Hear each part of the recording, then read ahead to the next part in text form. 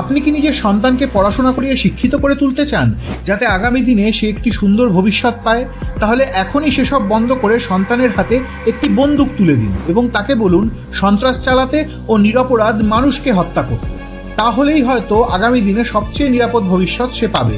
কেন এসব কথা বলছি জানতে হলে পুরো ভিডিওটি দেখুন, তবে তার আগে আমাদের চ্যানেলটি সাবস্ক্রাইব করতে ভুলবেন না। সম্প্রতি মধ্যপ্রদেশের পুলিশের কাছে আত্মসমর্পণ করেছে সুনিতা ওয়াম নামে মাত্র 23 বছর বয়সী এক মাওবাদী। আর এই সারেন্ডার করার পুরস্কার স্বরূপ সরকার তাকে যা যা দিচ্ছে শুনলে আপনার মাথা ঘুরে যাবে। সবার প্রথম সে পাবে 14 লাখ টাকা ক্যাশ, কারণ সরকার তার মাথার দাম ধার্য করেছিল 14 লাখ টাকা। সুনিতা নিজেই এসে আত্মসমর্পণ করায় পুরো টাকাটাই যাবে তার পকেটে।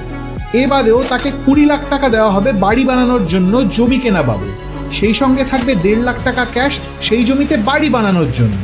এছাড়াও সুনিতা নিজের কাছে থাকা যত ধরনের অস্ত্র পুলিশের হাতে তুলে দিয়েছে সেই অস্ত্রের সমমূল্য টাকা তাকে দেওয়া হবে, যার পরিমাণ 20,000 থেকে 4.5 লাখ পর্যন্ত হতে পারে। সেই সঙ্গে সুনিতা 50,000 টাকা পাবে বিবাহ ভাতা হিসেবে এবং আরও 1.5 লাখ টাকা পাবে পড়াশোনা বা ভোকেশনাল ট্রেনিং করার জন্য। সব মিলিয়ে এতদিন মাওবাদী হিসেবে বেঁচে থাকা সুনিতা স্বাভাবিক জীবনে ফেরার পুরস্কার হিসেবে সব মিলিয়ে প্রায় 40 থেকে 45 লাখ টাকার সম্পত্তি পাবে। যে টাকা রোজগার করতে আমাদের দেশে একজন নিম্ন মধ্যবিত্ত মানুষের প্রায় সারা জীবন কেটে যায়, সুনিতা মাত্র 23 বছর বয়সে সেই সম্পত্তির অধিকারী হবে। কেননা সে একজন মাওবাদী ছিল, সন্ত্রাসী কার্যকলাপে ভালোভাবে জড়িত ছিল।